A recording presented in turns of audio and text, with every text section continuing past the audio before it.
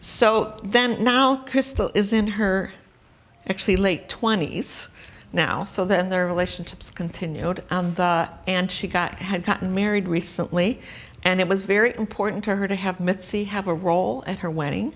And so what she did was she had her manage the guest sign-in book with the staff person's assistance. So this is a manual that you may have already gotten a copy of this from Jim or Marianne. You guys distributed it by these resources, right? So, but this has in it it's free and it's downloadable, and it has in it all the kind of like basic strategies that I've learned over the years, and kind of like laid it out as like training things about how to brainstorm different ideas, how to come up with things, what you have to ask of community members, how you have to organize more. So that's a big resource for you. There's also, when you go to download it, there's a separate section that is, there's two sections. I had found them together in this version, but these activity worksheets have different exercises in them that if you're doing training with staff, they can like work through those worksheets. One staff told me recently that a program manager told me recently what she does is while her staff and somebody who receives services are waiting to get picked up by a bus or something like that, she makes them go through the worksheets while they're waiting to brainstorm different ideas. So you also have that available to you. As part of this project, you're going to be evaluating progress. And I don't know what's going to finally be set up, so the Cedar people are going to be like involved in that, like working with Jim and Marianne about how do we actually evaluate the outcomes as we go along. But these are some ways for you to think about how it is that you're doing and what directions you want to pursue. So one thing is how do community members see people, like in the boundary, the critical boundary slide, right? How do your community members see the people who receive services? Do they see them as belonging to them or belonging to the services system, right? You can do relationship maps where you track who are people currently in somebody's life, and then what new people are brought into people's lives.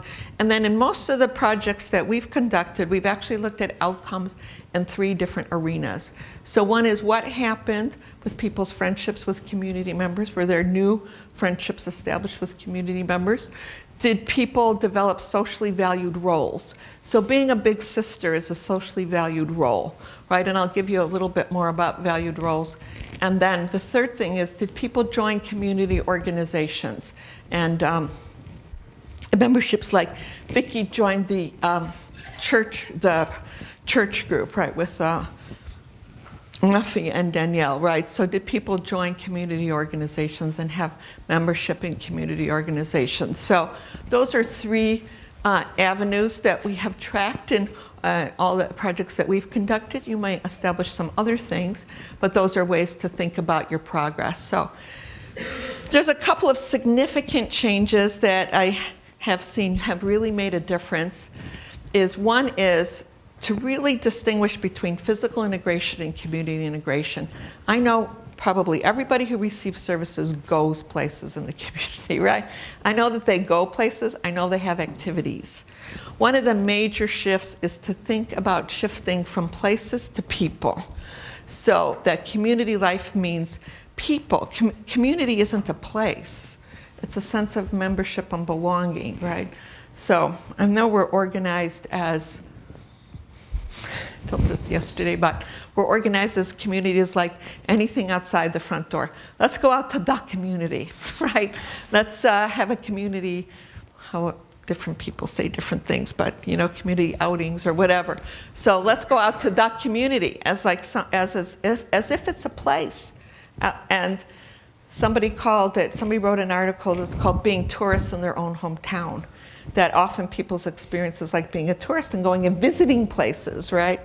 So, in one group home where I was doing some work, I was telling them this about we live like community is everything outside the front door, and they said, no, Angela, no. It's the edge of the lawn.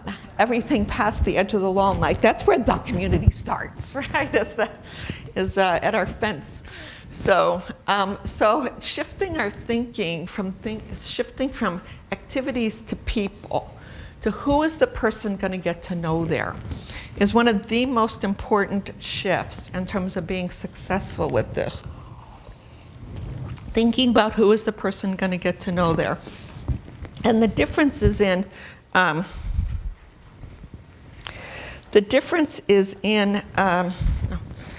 looking at the opportunities for relationships are where you, so if I asked you, where did you meet your friends? What would you say? This is a chance for you to talk. Where did you meet your friends? What? At school? At the gym, thank you. At church, thank you. At work? Okay, yes. At quilting classes? Okay, great. Good, wonderful. All those places are great. So school, work, church, classes, and the gym, you see the same people over time, right? You see the same people in the same place over time. But it's not just seeing like the same person at the post office or the same person at the grocery store who takes your money. It's all those places are places where there's some basis for connecting and exchange. There's some basis for getting to know each other. There's sharing interests. There's contributing and being contributed to. Okay, it's one reason why people over the years have said community organizations are so important, because you see the same people over time. So it shifts. So if somebody had an interest in music, for example, somebody would say like, oh, well, we could go to da-da-da concert. Yeah, but that's not seeing the same people over time, right? So if somebody had an interest in music, what would be a place where you could see the same people over time, where there would be some exchange? At what? A dance class. A dance class, thank you. Community center. A community center? Like what kind of thing at a community center are you thinking of? I know that the community center that in the town that I live in has like dances and art shows and things like that, and music events. Okay, and would you see the same people as the same people over time? Depending on what the event was and what you were interested in, yes. Okay, very good. And that's a really great thing to distinguish too, like depending on what the event is. And also sometimes kind of like volunteering for one of those things is like you see the same people and there's a real exchange, right? Like you get to really know people by working alongside with them, like putting on one of the art events or something like that. Great, good, thank you. Okay, anything else with music? Yeah. Church choir. Church choir, yeah. Anything else with? Open mic night. Again, you have to like really look, are they going to see the same people, right? Are the same people there? It really, it depends. Like you have to like check it out, right? Like and check out who are the people and who are the people that they can get to know here. So great, but there's all kinds of like school bands and orchestras and things like that. And you guys have a few colleges and universities in the state, don't you? And a few high schools and grade schools, right? So, and our methodology is looking at, so you're looking at people's interests. So, and interests are those things.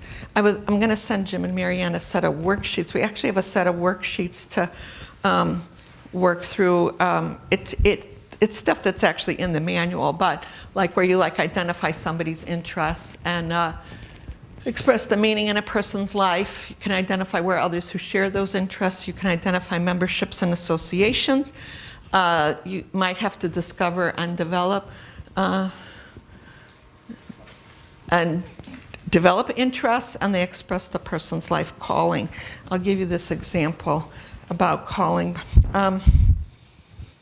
which Jim and Marianne mentioned, that I talked about yesterday, but to talk about today is, I learned this thing about calling from an agency in Louisville, Kentucky, that had 30 people in a day program. They were committed to finding a place of community membership and belonging for every single person that they supported, an individual place for where they really belonged and were a member. And they had one person who was quite challenging. Her name was Eva. And Eva was someone who She had temper tantrums occasionally. She talked a little bit, not a lot, but she was challenging because it was hard to figure out what was Eva really interested in. She was one of those people who's kind of really challenging about, what is she really interested in? What does she really like to do? And because it didn't seem like she was interested in that much. So, but they used the approach about looking at what someone's calling. What is this person called to do? And they finally figured out there were two callings that Eva had. One was to drink coffee, and the other was to smoke cigarettes. That was Eva's calling, was to drink coffee and smoke cigarettes. So they found in Eva's neighborhood, they usually looked in somebody's neighborhood for where they could find a place of membership and belonging. They found a place that was called Frida's Diner. It was like a little locally run place, and they found out that every afternoon there was a group of women that got together there to drink coffee and smoke cigarettes. So every afternoon. So. But they used a very particular approach. I learned something very deep from them, which was that there's a whole world of skills, a whole world of like kind of different approaches to think about. So to find a table with a whole bunch of women at it. So I'll pick on you guys.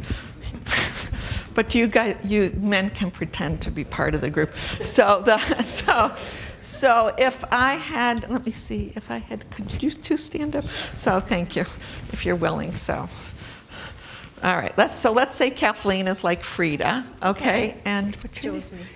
Josme, what a pretty name. Okay, Josme. Let's say Josme's like Eva, okay? So, and let's say I'm the staff person, and then you guys, everybody pretend to be part of the coffee group, okay?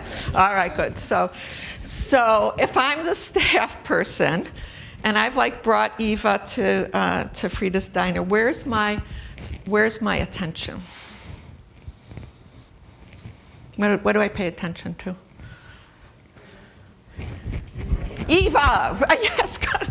I don't know if that pause is like, it's so obvious or what. So anyway, so my attention as a staff person is on Eva, right? So, but they used a completely different approach, okay? A completely different approach, which was they didn't stand with Eva. They stood with Frida and the other people in the coffee group, right? So, and then their job, this is a different role, a different job for staff, is how can I help Frida come this way? How can I help Frida and the other ladies come this way toward Eva? How can I help you? What do you see about Eva? How do you understand Eva? And then, so every relationship is two ways. So we invest all this attention on this end of the relationship, right? On purpose, but this means like investing a lot in getting to know the other end of the relationship. So they spend a lot of time schmoozing and like getting to know the other people like in the group. And again, like how did they see Eva? Can everybody see that's a very different role, right? And not something we invest a lot of time in. But that's part of our security. So I think that one of the challenging things, many of you may support people who are kind of more independent, right? Like people who are more independent, more like on their own. And I think they often get in trouble with community members because they get taken advantage of or abused or whatever, because people are so hungry for relationship, right? People are so hungry for relationship and attention, they'll take any piece of attention, right? And I think that partly that happens because we don't spend enough time in helping them have other relationships, right? Helping them have other relationships of people that are more, what we would call more valued or more whatever. So we don't spend enough time in getting to know that other end of the relationship, right? So this is just an example of that. Now, sometimes Eva had temper tantrums at Frida's. And so if Eva had a temper tantrum, what would be the normal thing that we would do? Go out? Take her out. Okay, very good. Somebody else said something? Intervene. Okay, good.